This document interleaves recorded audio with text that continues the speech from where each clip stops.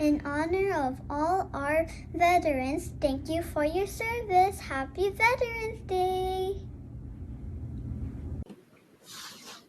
Thank you, veterans, for your service. It is so important to recognize the people who have served our country. A hero is someone who has given his or her life to something bigger than oneself. Joseph Campbell. I want to specifically thank my grandfather, Papa. On this Veterans Day, we celebrate an exceptional man like you. Your service as a veteran has left an enduring impact, and for that, we are deeply thankful. You have inspired all of us with your selflessness and dedication as a person and a veteran. Sending heartfelt appreciation your way today and always. With love and gratitude, Violet.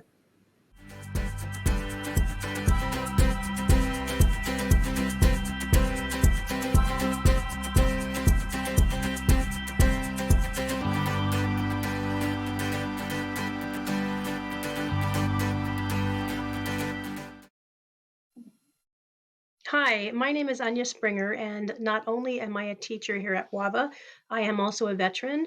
I was in the Air Force for about 5 years as a photographer and joined when I was very young, and I really enjoyed it, taught me a lot of things, especially, integrity, commitment to what I was doing at the time, camaraderie, a great deal of teamwork, and just being a veteran gives me just a real sense of pride that I was able to do that for my country. And yeah, I just wanted to shout out Happy Veterans Day to I got 7 family members who are also veterans. So happy Veterans Day, and thank you all for your service.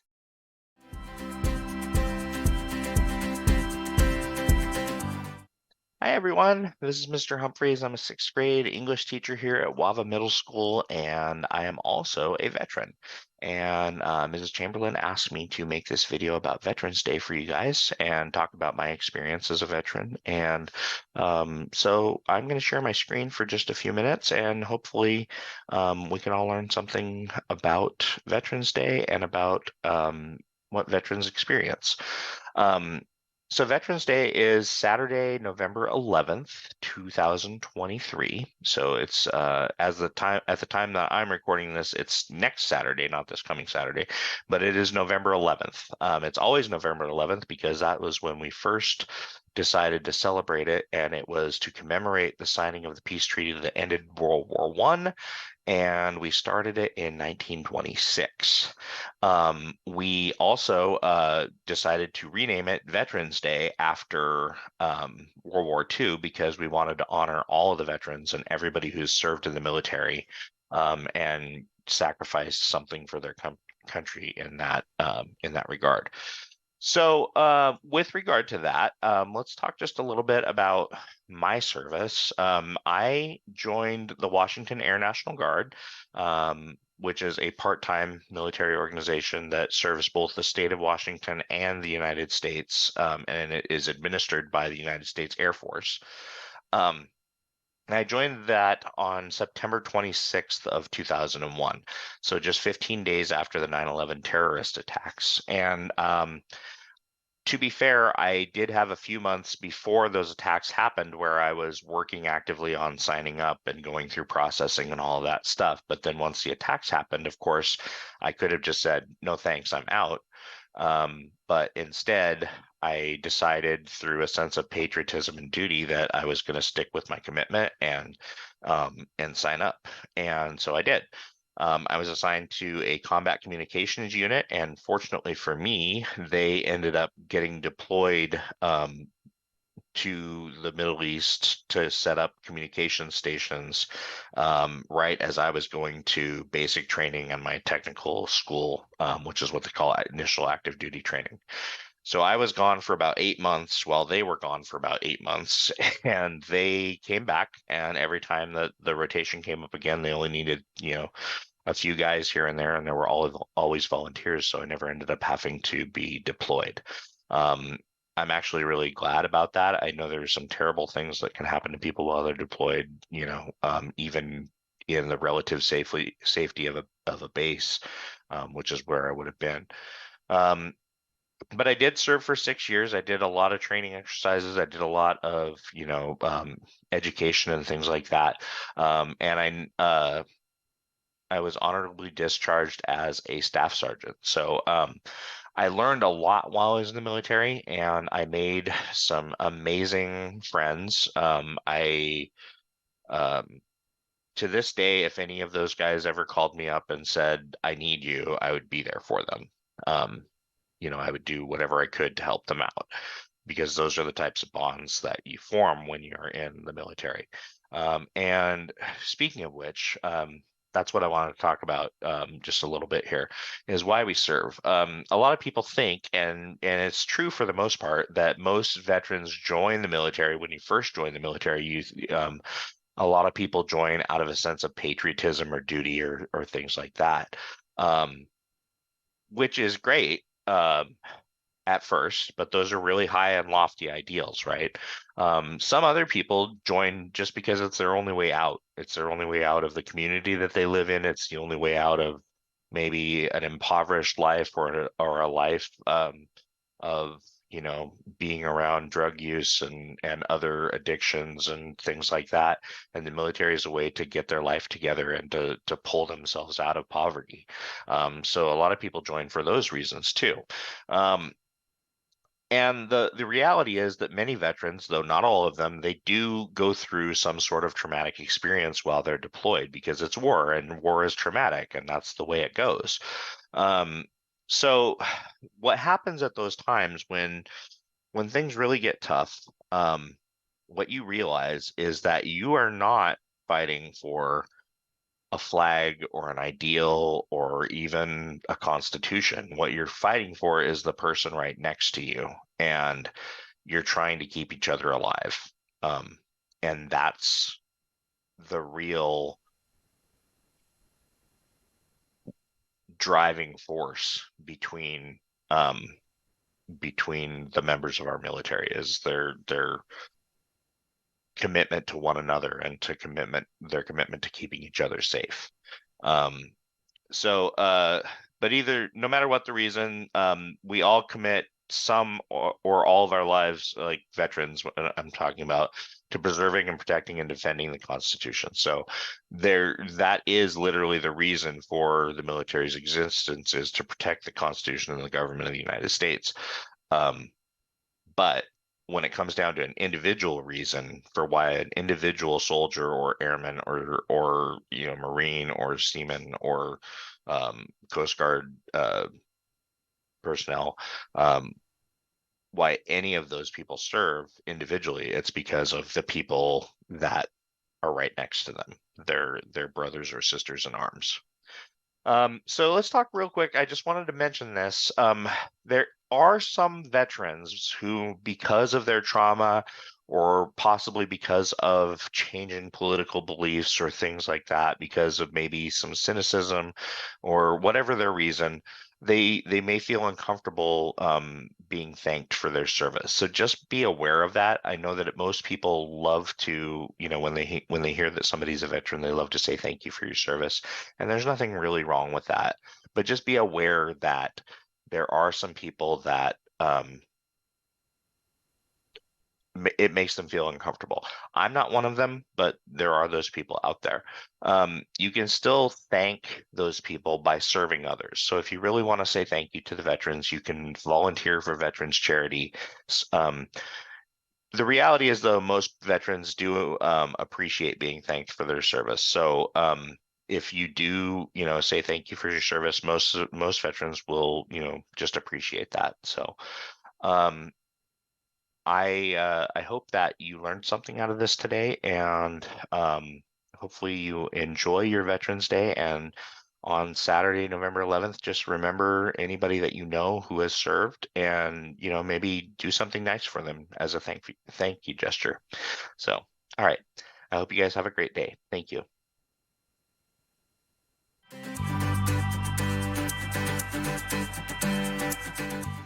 All right, is this thing working? I think it is. I see myself on the screen. That's a good thing. How's it going, WAVA families and students? My name is Mr. Winslow. I'm an 8th grade math and science teacher here at Washington Virtual Academies. And as you can see by what you're looking at on the screen right now, that is me, I know, believe it or not. I'm also a veteran of the United States Army. And as such, I've been asked if it would be okay if I share some of my story with you. Who knows? Maybe it'll inspire some of you or not, and that's okay too. But before I get into the whole veteran thing, I wanted to kind of take this platform to thank all of you military families out there. I was only in the military, as you can see on the screen, from 1985 to 1992. But that was long enough for me to understand all too well the sacrifices our amazing military families make every single day. The long deployments, constantly being on call, being woken up in the middle of the night. Yeah, it can be very stressful for a family. And so just wanted you to know, from one veteran to all of you, you are appreciated. All right.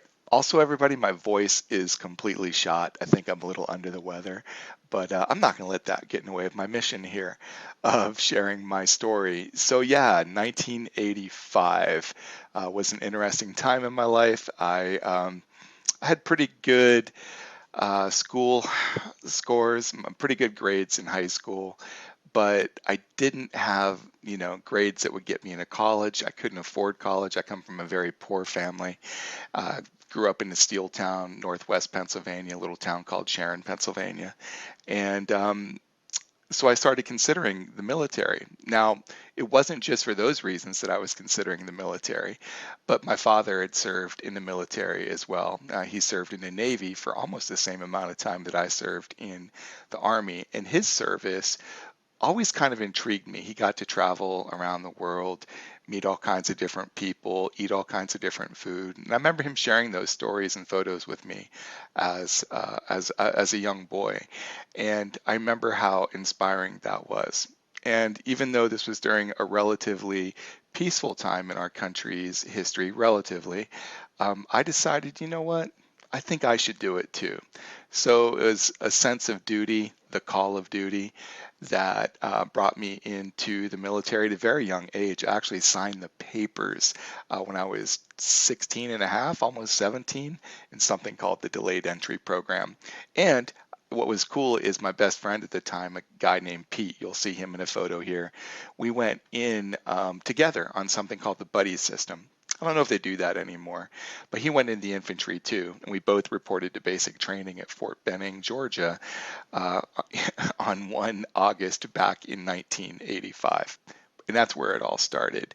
So, yeah. And did I get a lot out of the military? Oh man, yeah, I got to travel to a lot of different places. Fort Benning, Georgia. I never left Pennsylvania well, I went to Indiana once, but I never left Pennsylvania. So Fort Benning, Georgia was the first place I experienced as a young 17, 18. I was a very young man when I graduated high school. But 18, I showed up to Georgia, and it was painful right out of the gates. The military service is not for everybody. I'll tell you that right now. And I decided I wanted to be in the infantry, right, which is a lot of hard work, as many of you know. But anyway, yeah, so I got to go to Georgia. I got to go to, after that, my first tour of duty was in Korea. I spent a year in Korea, which I fell in love with. And then I spent a good 3 years in Colorado, which was awesome, Colorado Springs, Colorado. And then I re-enlisted because I really loved the military and I wanted to go do some more things in the military. One of the things you see is right there on the screen. I wanted to be an Army Ranger. And so when I re-enlisted, I did so by bargaining with the military that they would have to send me to Army Ranger School, Army Airborne School, Army Air Assault School, and they did. They're like, okay. And I said, I have one more wish. And they're like, what's that? And I said, I would really like to serve my country in Hawaii. And they're like, "Are you sure?" And I'm like, "Yeah, I'm sure." So I ended my career in Hawaii, of all places. And all of these places brought me so much richness that it's almost hard to describe. I got to meet all kinds of different people. From all walks of life. I grew up in a predominantly African American neighborhood. It was biracial neighborhood, poor white kids, poor African American kids, project housing next to a steel mill. And once I got out of that environment and started working alongside mostly men, because it was the infantry back then, it was mostly male. I started meeting people from all walks of life. Some of my best friends were Puerto Rican, Mexican Americans, Eskimo, Native Americans, you name it, from all walks of life. And that was really exciting. And because I was traveling all over the place, I got to eat all kinds of different foods, experience all kinds of different cultures. I have endless albums of photos that I took when I was in the military. I'm not going to share all those with you. You get bored pretty quickly. But anyway, yeah, uh, that's kind of it, So I got to travel to a bunch of different places, meet a bunch of different people, serve alongside of people who didn't look like me, who didn't talk like me, but we all had the same mission. We all joked that, hey, if we were to get cut, we all bleed red, white, and blue, or we all bleed army green, right? We're all the same inside. Yeah, and while I was in the military, I got to learn all kinds of, I had big adventures from jumping out of airplanes and helicopters to climbing mountains and rappelling down mountains and things like that. But along those adventures, I also learned how to ski. I learned how to snowboard. I learned how to snowshoe. I went whitewater rafting. I unfortunately had to swim with alligators when I was in ranger school. There was all kinds of different adventures along the way.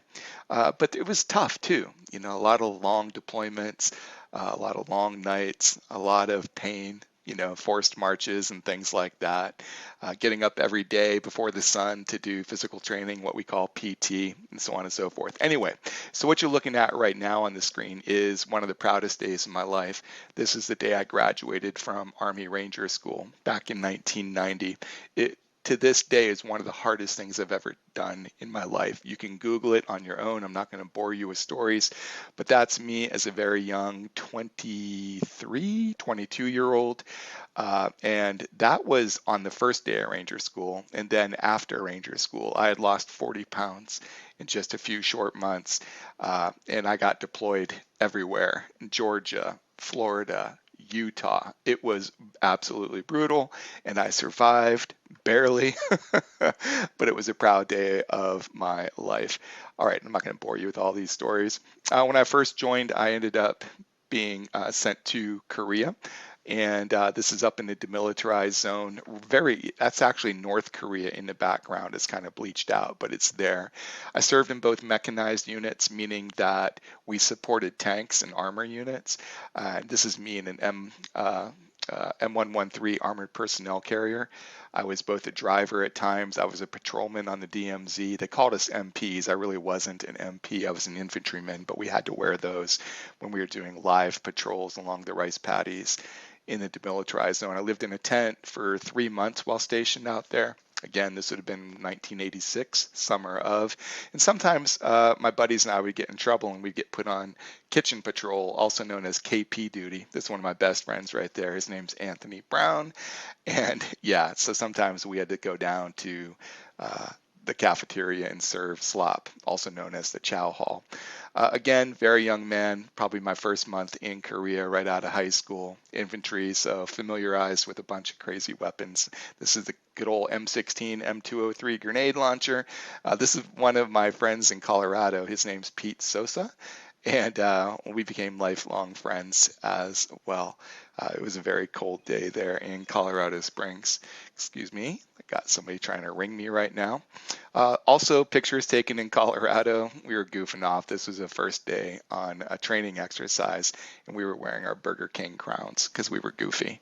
Again, that's my buddy Pete. That's me all camouflaged up with my M16 and something called a Dragon rocket launcher in my hands there. This is me driving the M113 armored personnel carrier through the dusty fields of southern Colorado in a place called Trinidad, or Pinion Canyon. This is another picture of us setting up some camo.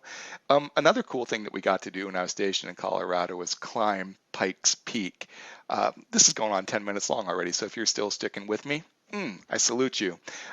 We got to actually train our bodies for a big deployment we had coming up by climbing the 14,000-foot Pikes Peak. Our whole company in the infantry climbed that mountain. It was tough. A couple more pictures of me. I mentioned my buddy Pete when we came into basic training together. There's us, very couple low-ranked privates. This would have been winter of 1985 when we were home on leave. He went to Germany and I went to Korea, so the buddy system didn't really work.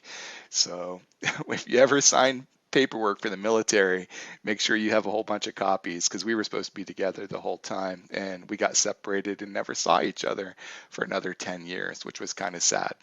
He had a good time in Germany though. These are my Puerto Rican friends. Again, I like to make friends with everybody, despite their backgrounds. Actually, because of their different backgrounds, these guys would always be up in the barracks eating food that I'd never eaten before, and I'd be walking by sniffing it. So, of course, I was able to make friends. Open hearts, open minds, and shared food often make for some really cool experiences. I'll leave you with this slide. The military brought me a lot of things, and one of the best things that it brought me to was an encounter with this woman. And we're going to celebrate 30 years of marriage here at the end of November. We've been together for 33 years, but we've been married for 30 years this November. I met her in Hawaii, probably 3 weeks out of Ranger School. But yeah, her name's Christine, and she was one of the greatest things that military service brought me. I mean, the military didn't give me her, but it gave me the opportunity to meet her when I was stationed in Hawaii. Military also helped me. It paid for my first college degree, my associate's degree, and it paid for part of my bachelor's degree as well. It didn't pay for my master's degree, unfortunately, but hey, I can't complain. Other than that, I think that's all I have to say. I mean, as someone who loves his country very much, it was an honor to serve my country. It wasn't always fun in games. It was often very hard. It was actually often very boring. There's a lot of standing around and waiting around in the military. It's kind of a running joke. But yeah, I'm glad I served. No regrets. Even the hard stuff taught me a lot about myself. It taught me a lot about myself. Gave me a lot of strengths that I discovered very quickly that employers were looking for when sitting in for different interviews and things like that. So yeah, anyway, I think that's it. And once again, happy Veterans Day to everybody. And that's especially true to all of the military families who are serving every day. We appreciate you. Have a great day, everybody. And thank you for hanging out with me. Take care. Hi, it's Mrs. Rogers from kindergarten. I just wanted to say happy Veterans Day and a special thank you for your service to all our active military service members, veterans, and families of the military. We appreciate you so much for all that you do for our country.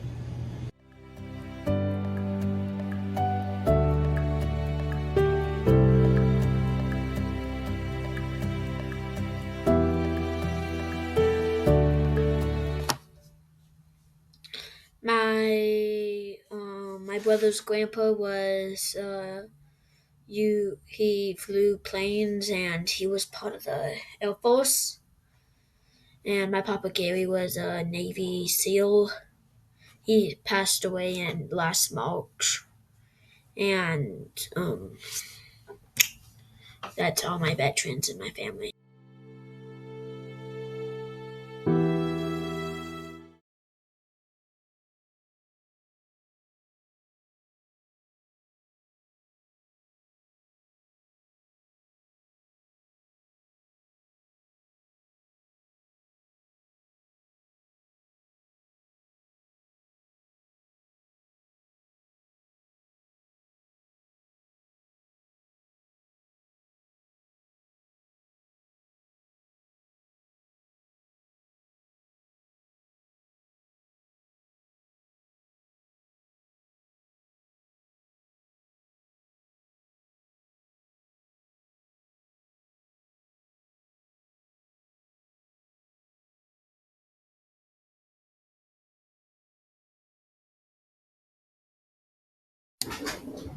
Happy Veterans Day.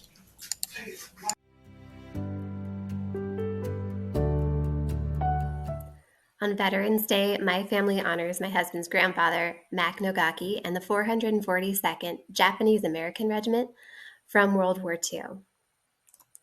Despite being incarcerated by his fellow Americans, first at the Puyallup Fairgrounds and then at the Minidoka Incarceration Camp in Idaho, Mac and many of his friends joined the Army and went to fight in Europe. Here's Mac sitting on an enemy submarine that he helped to capture. We're so thankful for his service and the service of all our veterans.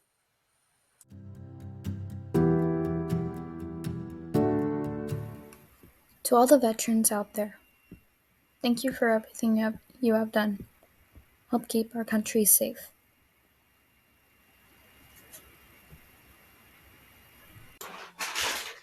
Happy Veterans Day.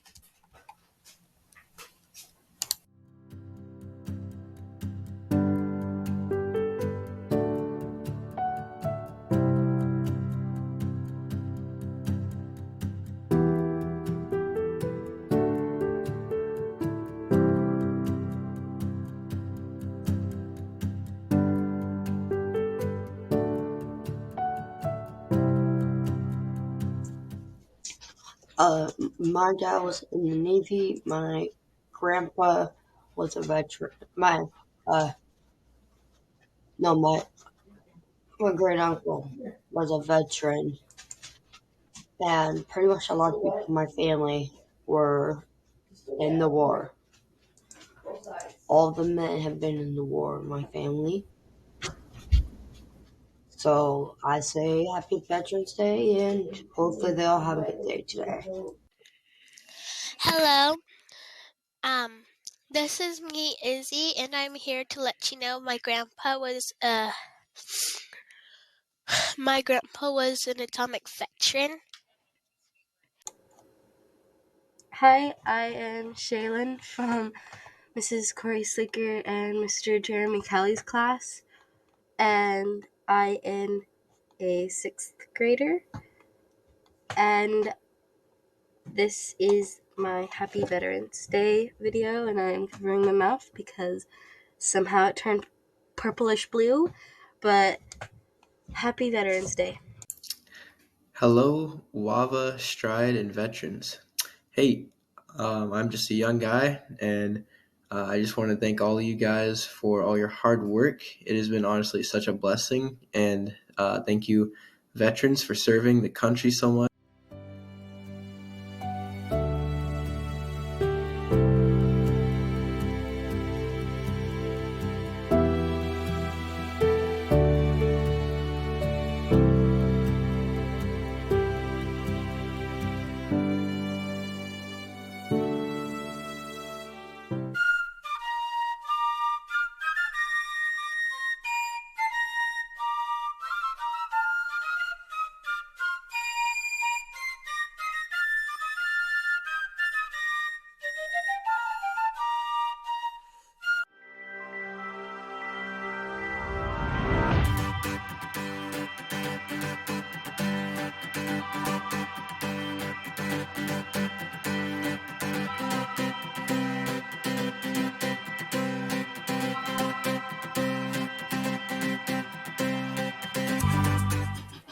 Happy Veterans Day. Thank you for your service. Thank you for keeping our country safe.